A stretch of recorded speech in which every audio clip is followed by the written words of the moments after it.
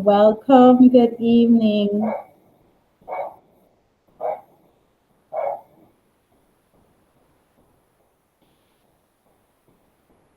Welcome to My Finance in Focus live episode 3.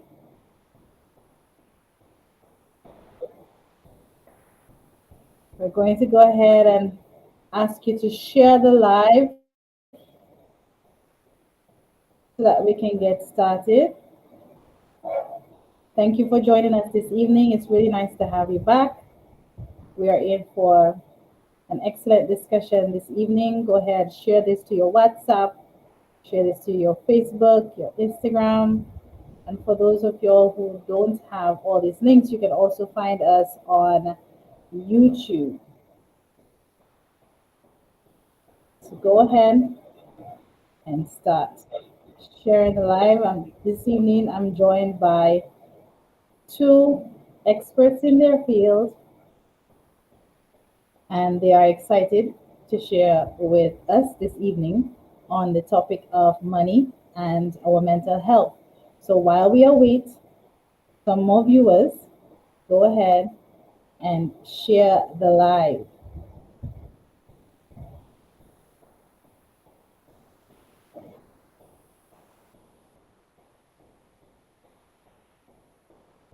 Don't forget to like, share, and subscribe.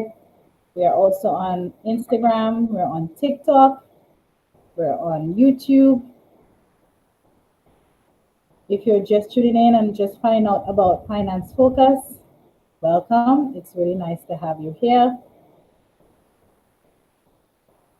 Looking forward to the discussion.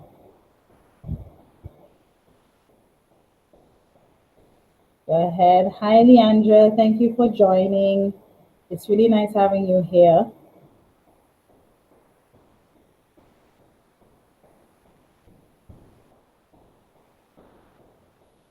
If you're just joining us, let us know where you are joining us from, what country, what city. Our guests are residing in Canada, but one of them is actually a Dominican. So soon enough, we'll hear from our guests and what they have to contribute. So go ahead, share the live. We're counting down smoothly before we start. Tonight, I have a special guest, a parent. In addition to Taihisha, we have Peter, who is a crypto enthusiast. So share this live with your fellow crypto enthusiasts. A lot is happening in the market right now. We want to know what his experience is like, how he's dealing with the fluctuations in his portfolio, the clients that he's working with, what is in their heads right now. So go ahead and share the live.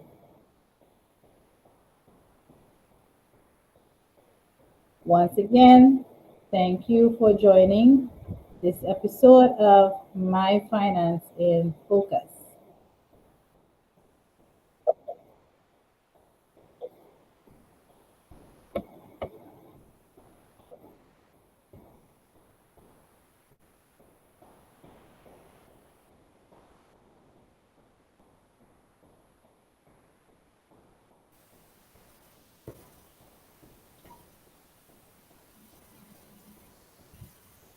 And we are on. Welcome to our guest. Good evening. Good evening. How are you guys? Pretty Thanks for good. joining My It's Finance beautiful Focus. weather. Yeah, fantastic. Hi, Peter. I'm doing What is amazing. like in your neck of the woods? Life is good. We finally got some warm weather. People are coming outside now. Nightclubs are back open. People are having a good time again. Nice. It's really nice having you guys here in Dominica. The weather was a bit hot today. So we are approaching the hurricane season, so we can only imagine what it will be like soon on the 1st of June. We've had some rain last week, but but now it's just really hot. So thank you for joining. Thank you for taking time off and join us in this conversation on the topic of money and our mental health. My name is Luana, founder and CEO of Finance Focus. Finance Focus is a financial literacy company which also provides business and management support to micro and small businesses. When you hear finance focus, you immediately think about budgeting, managing your money, investing what you have. We are grateful for y'all joining us this evening all the way from Canada, and we're excited to hear what you have to say. So I'm going to introduce you guys. We are first joined by Taihisha Hill-Guye, who is a financial and investment advisor. Good evening, Taihisha. Let our listeners know a little bit more about you. All right. I am in Canada, like you said, in Ottawa. And like Peter said, beautiful weather. I think I was in my short pants on Sunday, so that's that's a change. I am just like you, Luana, and we always, talk about it, but I am an enthusiast about financial literacy and just building wealth in general. So I am licensed here in Canada to do financial planning, financial advising, as well as investment advising. With the company I'm with, we mainly do mutual funds. So I'm glad that Peter is on so he can give kind of like a different perspective on the, I guess, more risky environment, so to speak. But again, Peter will speak to that. But happy to be on and thank you for having me.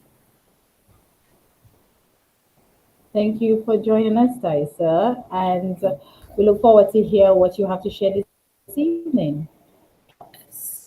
Peter was a surprise addition to this evening's discussion.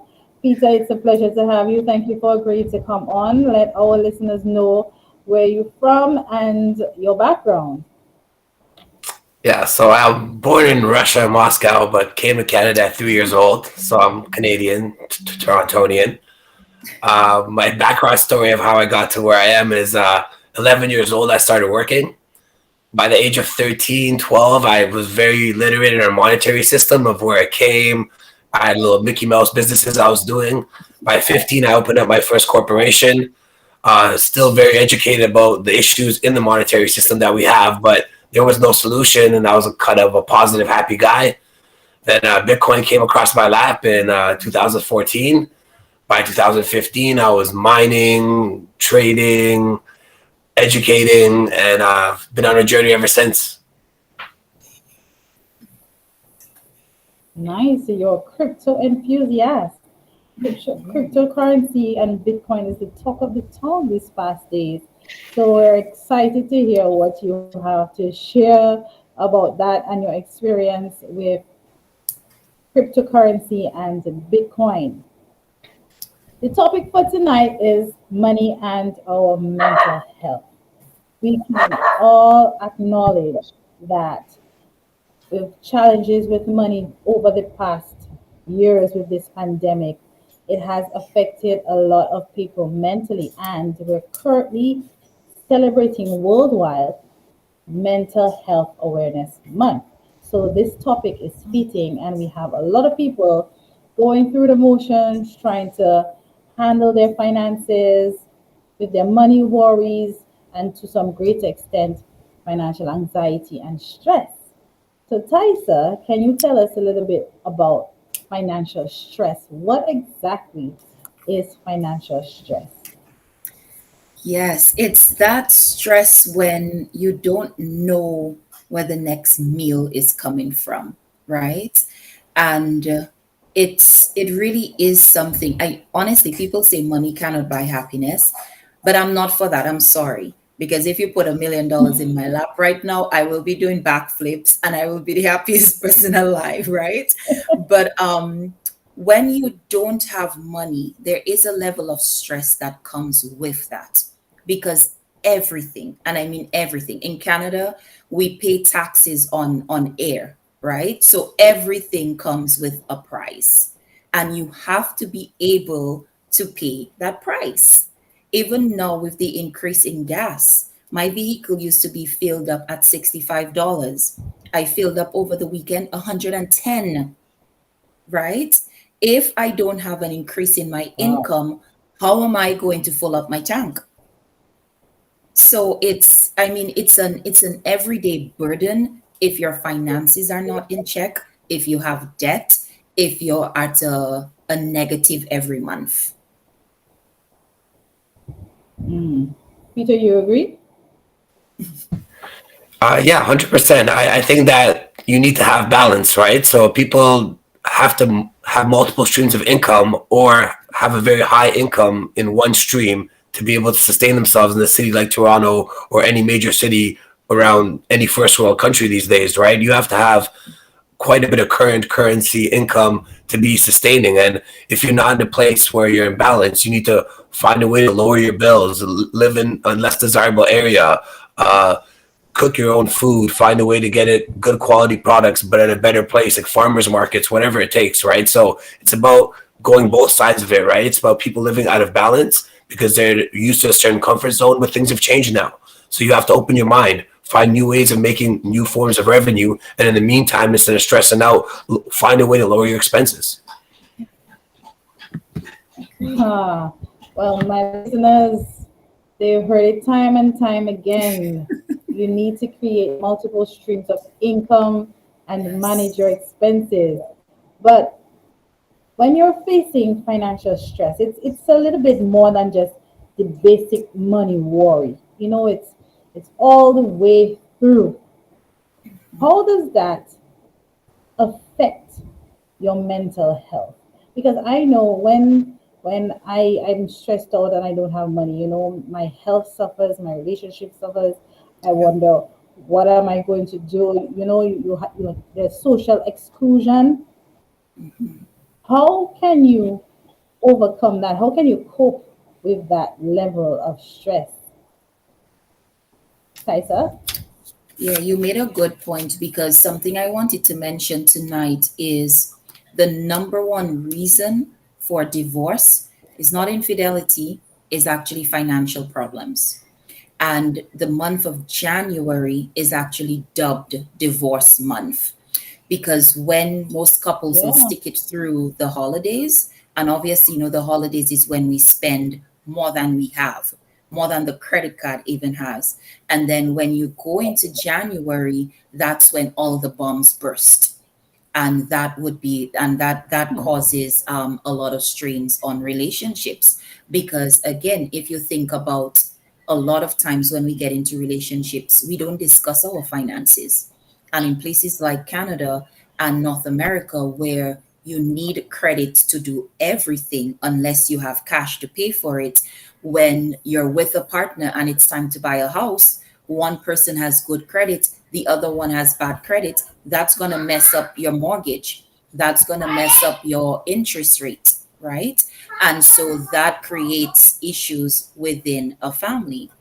And like you said, it's not just the direct mental stress, but the long-term effects, right? So again, you create a bad credit, you create a bad financial situation for you. What does that do to your relationship when it's time to make decisions like that? Okay, I have the down payment on the house. Can you have the closing costs? No, I don't have anything. What the hell are we gonna do then? Right? Everything can't be on one person.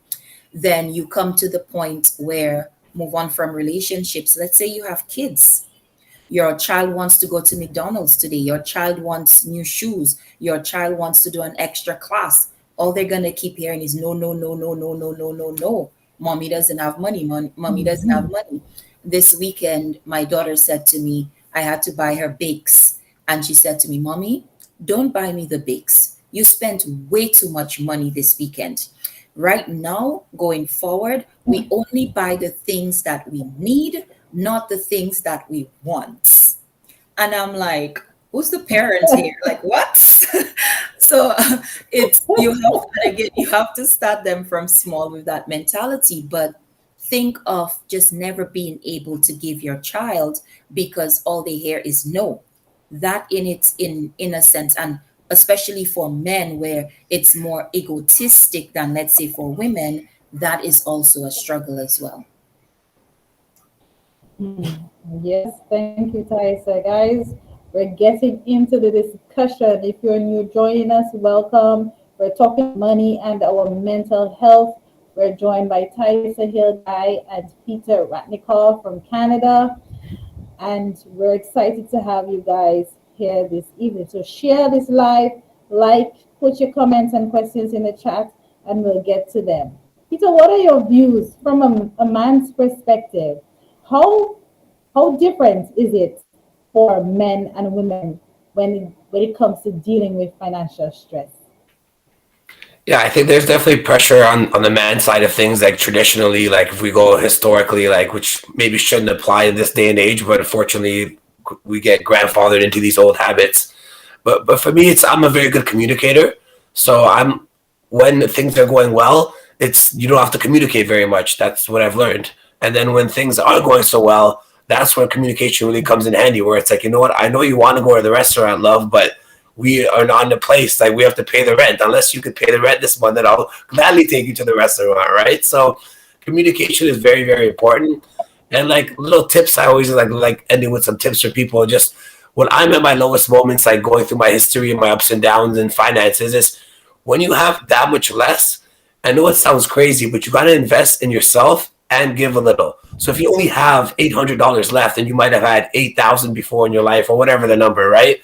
And you're down to only $800, you should probably spend 80 to $200 on books or a course on yourself, which would seem like crazy. Like you're down to your last $800. I need groceries, but this is the time where you actually like put that current out there. You put that energy out there, it'll flow back, right? And then give some away to someone in more need than you. And as crazy as it sounds, like if you have $800 to spend 300 of it on books and giving it away, but actually, for my experiences in life, every time I go through downfalls and I make choices like that, things always come around. Maybe it takes days, weeks, or months, but I've never been in a slum with years with that mentality.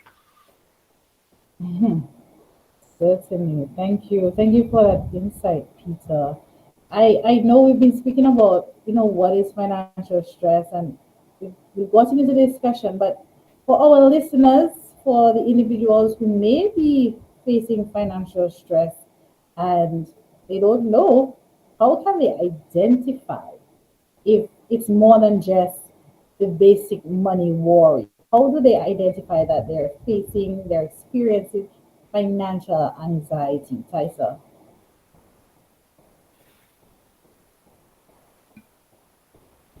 You're muted. Sorry, I had to scold my daughter to be quiet. I forgot to come back on.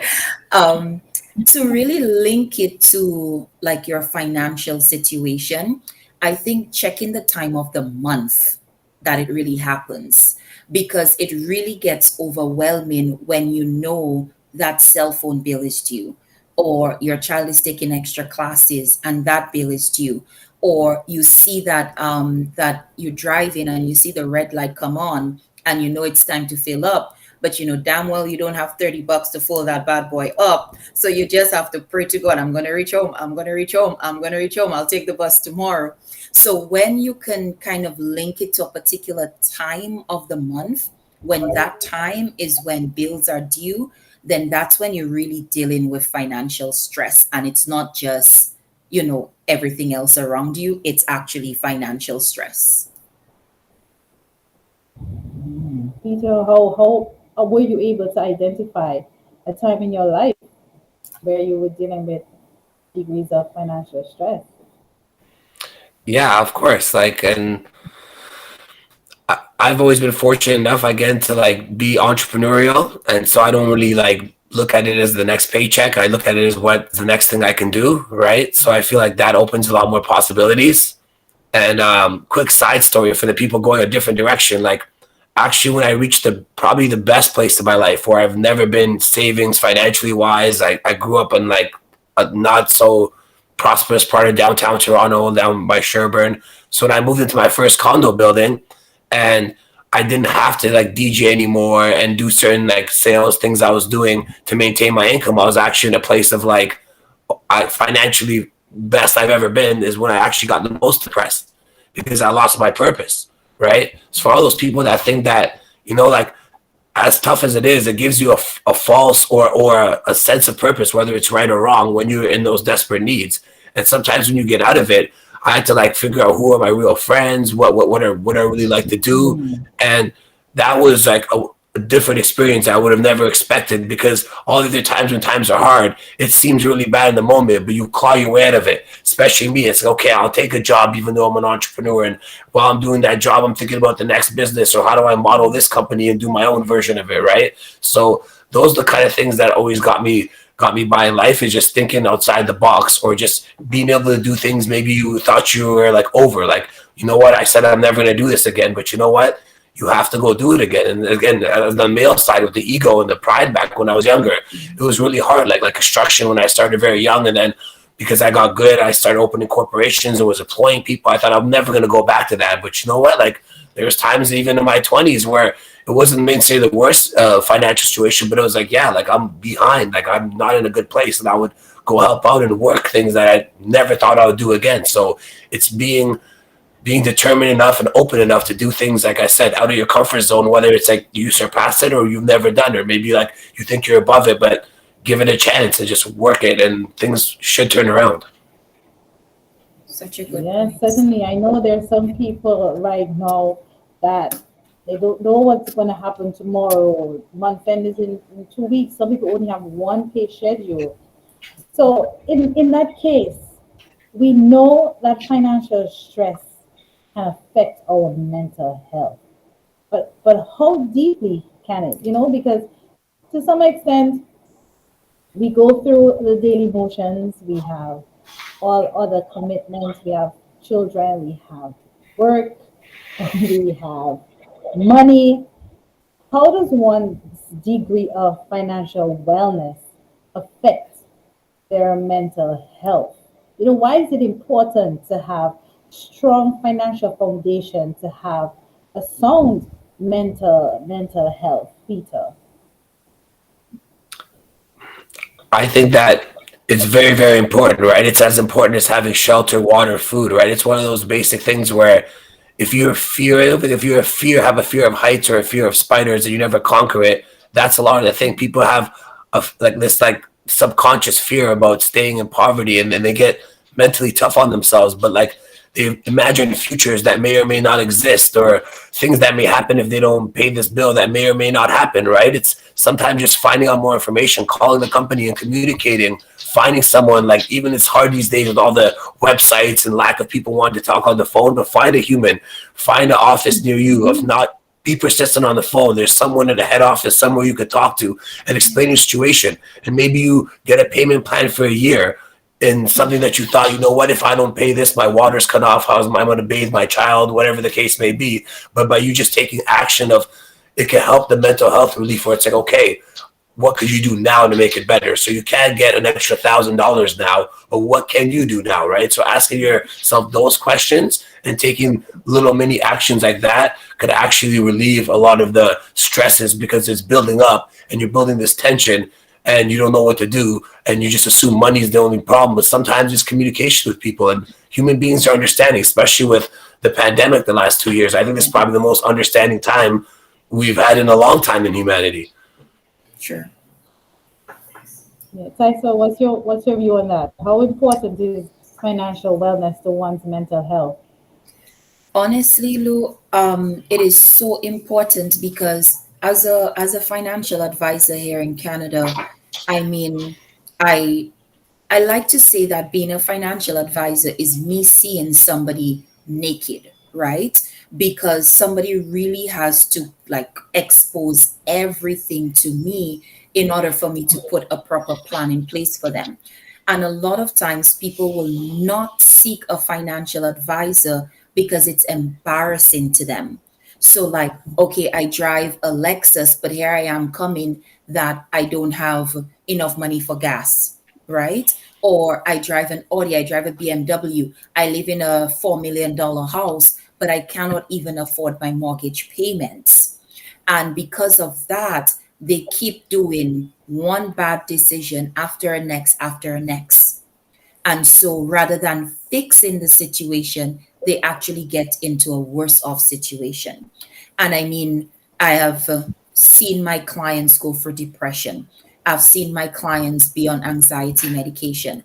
I've seen clients contemplate suicide. I've seen clients go towards bankruptcy. Like, it is bad because in the Caribbean, in Dominica, you don't necessarily have that. Like, there you can eat a meal even if you don't have a dollar. Like, Luana, I can go by your mother right now and I can bet my bottom dollar that if I see Violin, I'm hungry, whatever Violin have in her fridge, I will eat. You don't necessarily have that pleasure here in Canada. I'm living in a community and I only know the person directly next to me because when it snows, I shovel the driveway. They come out, they help. We might all shovel the driveway together. I don't know nobody else on my street. And I maybe have about 600 people on my street. So if I'm hungry by my damn self, right? And so you kind of just feel alone and sheltered when you're going through that situation. And it brings about, when you're depressed, it's not just you're depressed about money. You don't want to get up, you don't want to shower, you don't want to talk to anybody, you don't want to go to work. And then it doesn't only affect now your finances, but your ability to go out to make the money now is being affected because of your mental health state. So it's very, very, very, very, and Luana, I know you preach that, and I want to echo you. It is so important. And Peter said it. Start building a financial foundation. Budget, budget, budget. Budget is not telling you you can't. Budget is telling you where your money needs to go. And again, I'll stress on what Peter said, multiple streams of income. If you have a full-time job that's 8 to 4, what can you do from 4 to 9 or 5 to 9? What can you do on Saturdays? What can you do on Sundays? You have to get involved in those things. Peter also made a very good point. How can you educate yourself? How can you grow yourself? And mentally, we're talking about mental health. It's not just about going to the gym. How are you feeding yourself mentally? Think and Grow Rich, Napoleon Hill, Poor Dad, Rich Dad, Robert.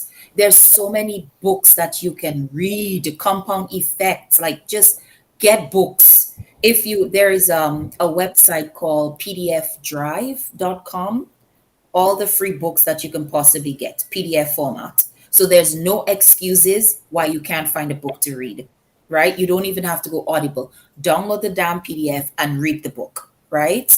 And so that's it. Develop streams of income. Build your mental health, because you need to be mentally strong to go through some of those situations. So certainly, Thaisa has stepped ahead and she's given us those strategies that can help us avoid financial stress and improve our mental health. Peter, do you have any strategies to share with us? And after you share that, we're going to come to the investment part, where a lot of people lost some money over these past days. The portfolios has lost value. They've sold off and actually lost physical cash. But before we get into that, can you share with us some strategies that we can put in place right now to avoid or cope with financial stress? Well, yeah, I think she hit the nail on a lot of the topics there. What I would just add to it is buy the book Think and Grow Rich. That's the one book everyone should have. It's like $10.99. If you don't want to, give my email out. I'll send anyone that book anywhere in the world. I'll pay the shipping. That's a book that people must have. It's very inexpensive. You can read one page a day. You'll finish it throughout the year. If you read that one page a day and no other book, and you just do that for the next 10 years, you'll be in a much better place. So all the other books, get PDF. And then on top of the books and the audio books and the online courses, find in-person places you can go to, especially with things open now. right? Of course, the online stuff is good, but you need physical mentors. Like, even if it's someone that you stay connected with virtually, you want to at least have that one connection with them in person. And now that events are opening up, go to business functions that make you uncomfortable, real estate seminars educating you. No one says you have to buy a piece of real estate. You can go and attend and feel the energy of people. People in the room that are multimillionaires, and you can just see how they dress, how they talk, how they move. That energy will rub off on you, and then find someone that you connect with that's a similar human to you and make them a mentor, or ask them. Or there's tons of groups that you could go and join, and there's already mentors in there. Or go volunteer somewhere that's institution for some kind of wealth building strategy, or some kind of company that's doing, like, radical finance or cryptocurrency. Of course, there's tons of options. Like, volunteer for a Toronto based company or Ottawa based company or whatever city you're in, right? So surround yourself with people that are doing different things than the current network you're in. There's a reason you're in the place you're in. Is you're just stuck in a time trap or in a bubble of doing the same habits around the same people. So you need to break out of that and find some mentors one way or another. And again, the books are great, but that's a tool, and the more tools, the better. And there's nothing better than a human that's giving you love and advice that doesn't need anything from you. Most people that give mentorships, they're so financially off, they have no incentive whether you stay poor or become a millionaire. They prefer you become a millionaire, but it's not because they need a single penny from you, right? So find some people like that. They're actually out there. Mm-hmm. So true. Thank you. Thank you, guys. For those of you just joining, welcome to My Finance in Focus. Our topic for tonight is money and our mental health. We're joined by Taihisha and Peter, who are experts in their field, and they're giving us insights about their experiences and tips that can help you or someone you know to deal with financial stress. Now let's get into this topic. I know a lot of people have been buzzing around for the past week. The financial markets have a lot of people scratching their heads. There are some people who have indicated that they've contemplated suicide because their portfolios have lost value. Just recently we had an entire crypto coin crash with people saying that they put their entire life savings in that currency, and they don't know where to turn, they don't know what to do, and their financial stress is at an all-time high. Peter, can you relate to that? I'll be honest, I am very immune. I've been in my industry 7 years, and the things I've seen, this seems to me, I'm not to downplay it for anybody else, but this is not anything serious in the crypto category. What's happening in the stock world is shocking because they're not used to those kind of declines. But anyone that's been in cryptocurrency 3, 4, 5, let alone 7+ years like I have, I've seen 85, 90% crashes. So Terra Luna, I've seen coins disappear. That's not the first time in crypto this happens. And anyone that was all in into Terra, well, that's bad financial decisions. Like, you shouldn't have all your money in just Tesla or just Netflix. Like, if you had your money all in just Netflix, you would be in a horrible situation right now too.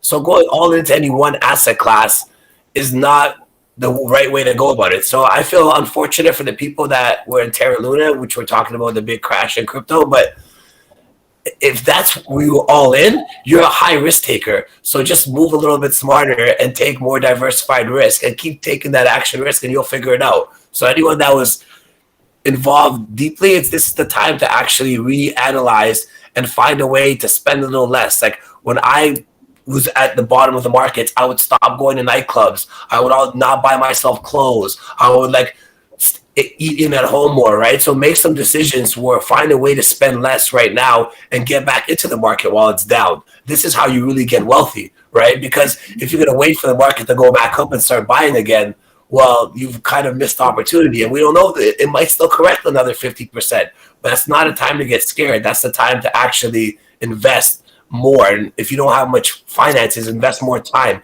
educate yourself. Like I said, volunteer in a place like this and find a way eventually to get paid in this kind of asset class, whatever it is that you believe in. So what would you tell our listeners who would have experienced this portfolio value loss? and they're scratching their heads right now. They don't know what to do. They would have put their life savings, maxed out credit cards, getting into the investment world, and they're facing this challenge right now. What would you tell them? Well, anyone that maxed out their credit cards, there's not much like help I could give them instead of like make better decisions. And right now, do what you can now to make it better. But for the people that their portfolio is down, it's down in perspective, right? If we look at the market, the exact same market I'm in a year ago, this was an all-time high approaching, right? Mm-hmm. So like a year ago today, you would have been like, "Oh my God, this is like the best thing that's ever happened," and now people are like, "This is like the worst thing that's ever happened," and this is crazy what 1 year could do.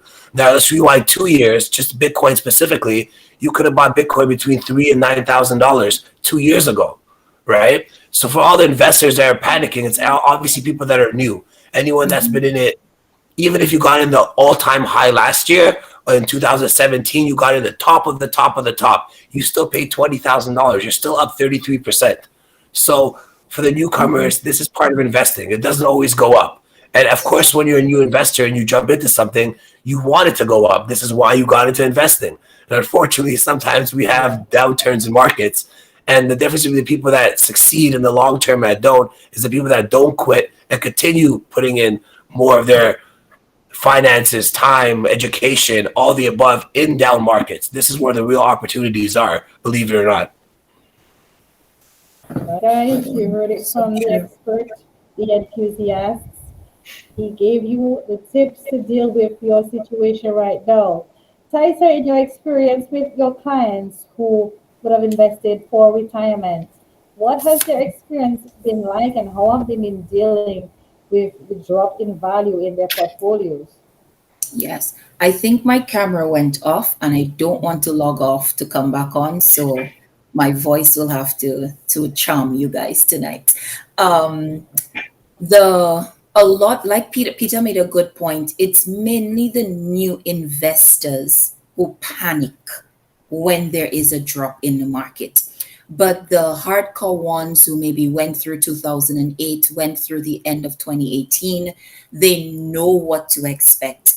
I remember one client in 2018, she had about 20,000 with me and it dropped to about 15. Within, I would say, 3, 4 months, she was at about 22. She doesn't put any more money in monthly. And from that time, she was just like, oh, so really, I just didn't have to panic. I'm like, no, that's what I told you, right? So again, the people who have the experience, they understand investment is long term, they know that these drops are, just think about, you've been eyeing a red bottom shoe, or you've been eyeing this Gucci bag, or whatever it is that you've been eyeing, and it's now down like $300. What are you going to do? You maybe want to buy one in every color now, right? Same concept with investments. Now the stocks are on sale. Buy, buy, buy, buy. Because when they go back up in value, you're just going to see the market value of your portfolio blow up, right? So don't panic. It's the game. Like, it must go down to go up. And another good point Peter said is that long term, you're still at a plus, because we have some and that's mutual funds for me. So diversified portfolios with stocks, we have bonds, we have treasury bills, and so on. In 2020, we saw a portfolio give us a return of 102%. So if it's down, let's say 30% right now, you're still at a 70% increase from what you had in 2019. So yes, it dropped, but you're still at a positive of the increase you have over time. And I hope that makes sense for some people. So all you can Yeah. do right now is buy, buy, buy, and diversify your portfolio. Do not put all your eggs in one basket. So when one goes down, the others will be up, the others might be balanced, and so on. So you kind of minimize the big drop. It'll be more level, so to speak. Thank you, Tyson. For those of you who are new to this discussion on investing, in episode 2, we brought on Renate from Jamaica on the topic of investing in the Caribbean, investing in the stock market. So you can check out episode 2 of my Finance in Focus to get some more insight on investing. We have a question in the comments from Terry. Thanks for joining us. Terry asks, do you recommend buying individual stocks that are currently low or invest in an AMP index fund? Thaisa, would you like to take that? Why not both? Why not both, Terry? And why do you say that, Ty? And I think we just spoke about it. Diversify, If you have some crypto, buy some crypto. If you want an index fund, buy some in that. If you want individual stocks, buy some in that. So whatever your basket is, put some grapefruits, put some limes, put some cane, put some dasheen, put some fig, put everything you can in that basket because again, all most times all the stocks don't go down as at once, right? Today Tesla might be low, Facebook might be high, so you have to diversify those portfolios. It's not one or the other. Why don't we try all? Thank you, Taiter. I hope that answered your question. And we're on the topic of dealing with financial stress when we cannot pay our bills, when we cannot find a meal to eat, or when we've lost money. So I hope you guys are enjoying this conversation. We're almost at the end of this live. We don't want to keep it too long. We know the discussion is exciting, but go ahead and share this live so that it can carry across our network for those who would have missed it. As we Yes. come to the end of discussion, we've spoken about the definition of financial stress. I learned how to identify financial stress. We've learned how to overcome and cope with financial stress. But I want to hear from the both panelists in their own experience, in their own view. What are your top 5 or 10 things that you do to take care of your mental health? Peter, what do you do? Well, before I actually researched it, I didn't know the right terminology, but now I'm a daily meditator. I hug trees, I smell flowers. I look kind of gangster with my chains and all that, but I'm like a hippie deep down. I'm a club guy, so I like to dance. But for me, it's doing things that you love, right? And sometimes you don't have to go to expensive environments. There's like parks and outdoor parties and things you could attend that are not very expensive. So for me, to keep my mental health good, it's obviously my health is very important. I think that's like after having the basic things covered, like shelter, food, and water. I think health is one of your most important wealth. Like so many people could have big numbers in their screen, but if they wake up and feel horrible from the moment they take their first breath after sleeping to the last breath before they go to bed, that's not a very happy life. So I think taking care of your health is something people can start doing now if their finances are low, but maybe they don't have the best health. That's actually another form of wealth. And yeah, take care of your spirit, right? Because all those are all different forms of currents that will regenerate energy in your life. And the last tip I want to add to, which is just for anything, no matter what you buy, this is a little bit more advanced for this, more, I guess, for the beginning trading advice, but anyone can do this and it's not rocket science. Anything that you like, have a strategy, whether it's a 3-tier, a 5-tier, or a 10-tier buying. So say I like Tesla. Let's say it's $100 today. I'm just freestyling a number. I know crypto numbers more. So you say I'm going to buy this much, and you could set it in most of the exchanges that you operate in, especially in crypto. I'm assuming it's the same in most traditional markets as well, especially when it comes to stocks. You could say, look, I'm going to buy 10% of a share at this price. If it goes down to $90, I'm buying another 10%, another 10% at 80, 70, 60, 50, 40. And maybe it never comes down that low, right? But nobody has a crystal ball. And that's the best way to have mental stability when getting into stocks. Is thinking you could time the bottom or the top is gambling. So become a better investor is know that you need to buy on the way down in strategy. And same thing when you're selling. If you're selling in the right moments, not in a panic, and you see a stock rising, sell 10% at one peak, 10%. Have a strategy. Because if you don't have a strategy, your strategy is to fail. Well said. Thanks, Peter, for that insight. Kai, what are some of your strategies, your tips? What do you do to take care of your mental health? I start with budgeting. Budget, budget, budget. I budget like a crazy lady.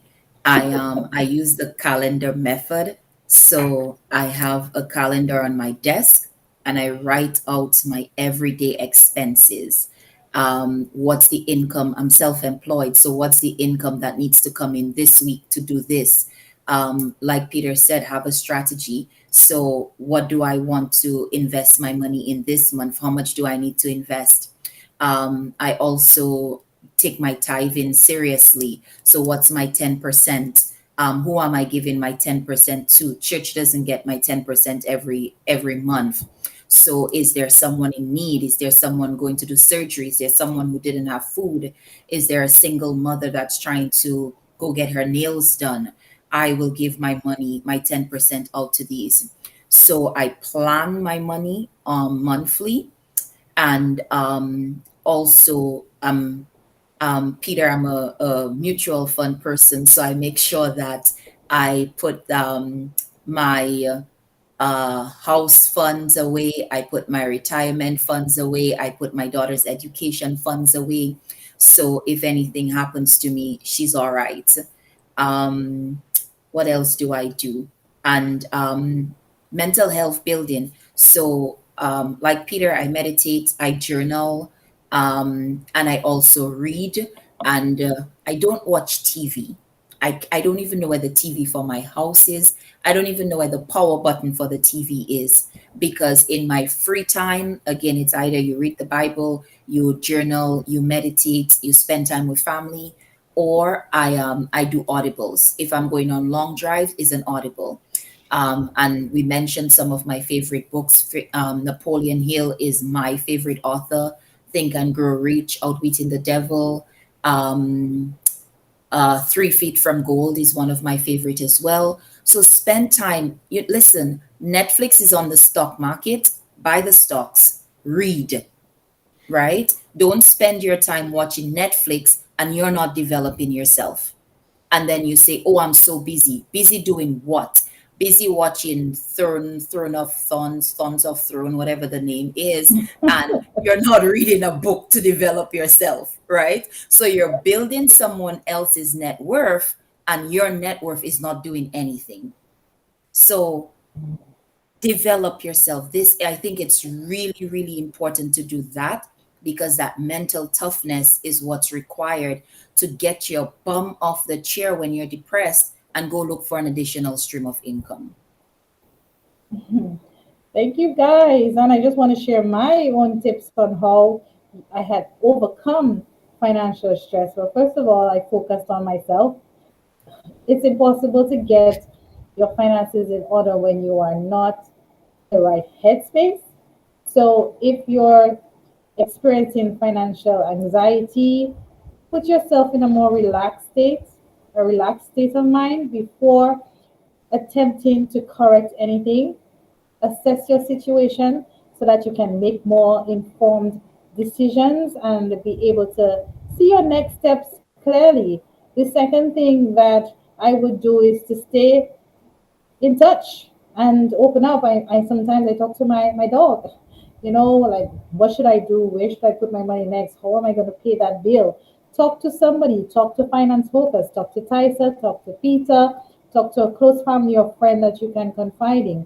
We may not always have the answers, but just speaking to somebody, you might realize that your situation is not as dire as you think, and they can assist you in bringing out those solutions that you already know that you can embark on. Thirdly, get to grips with your financial status quo, guys.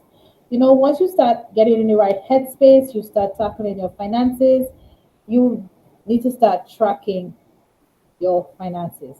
Some people believe that when we talk about budgeting, it's because we're broke. Actually, budgeting gives you freedom. Knowing where your money is, being in control of your money gives you that freedom to overcome financial stress. And of course, identify the areas where you can save, where you can find money to pay extra debt. And you can only do that by increasing your streams of income. I read recently that if you only have one stream of income, you're one step closer to poverty. If you don't want to be close to poverty, look to enhance your skills and talents on how you can multiply your revenue streams. And finally, budget.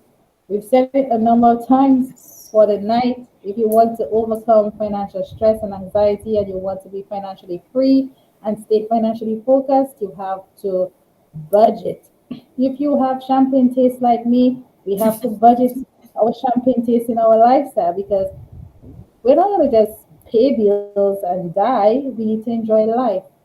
The market is dropping, inflation is rising. We need to be wise with our money so that we don't cripple our mental health. We see Joanna in the comments is saying financial security ought to be taught at school, period. We've started that discussion. Definitely, financial education is the key to financial freedom. So before we sign off, I just want to thank my guests again. Can you share any final comments with the listeners as it relates to dealing with financial stress, improving their mental health, while we continue into this month of awareness? Peter? Yeah, so take action, take risk, right? Like calculated and smart. Don't put yourself in an uncomfortable zone. But like I said, go buy a book, even if you don't have money. Start with that. Go find courses online you can do for free or very inexpensive. Find a mentor. These are things that cost you time. So commit more time towards working on getting yourself in a better situation. And then take some action. It's not just doing the research. Like people say knowledge is power. I always say applied knowledge is power. If you have all this information and do nothing with it, it doesn't really help you. So whatever you do, just go and take more action and things will get better. Thank you. Thank you, Peter. Kaisa? Yes, I just a quick comment about financial literacy should be taught at school. You know, the sad thing is it's being taught free now and people still aren't taking advantage of it. So I don't even know if teaching it at school is gonna help. Um, but tips, budget. Find a method that works for you and you will see great rewards from budgeting. Another tip, and I just posted it in the comments, is that you don't need $1 million to start investing. Start small. Over time, compound interest will blow your investment up. Peter gave his story of when he started small, and now look at what he has today. So start small. You don't need to have all the ducks in a row. Just start, and Thank that's my tip. you. Thank you, Thaisa. Thank you, Peter. Thank you to our listeners. Thank you for following Finance Focus. This week on Finance Focus, if you are a subscriber to the direct deposit newsletter, you would have received an article on how to overcome financial stress. So go ahead to myfinancefocus.com and subscribe to the newsletter to get exclusive financial tips and tricks. We appreciate you for joining and sharing and engaging. Thank you to all our listeners and our followers. Continue to share this live after it's done for those who missed it. It is an important topic. Take care of your financial health, take care of your mental health, and follow Finance Focus because that's what we're here to do. We're here to give you the solutions to ease your burdens. Once again, thank you guys for joining from Canada, from across the world. Stay tuned to Finance Focus. I'll see you guys on the next episode. Have a good night. Have a good night. Good night. Thank you.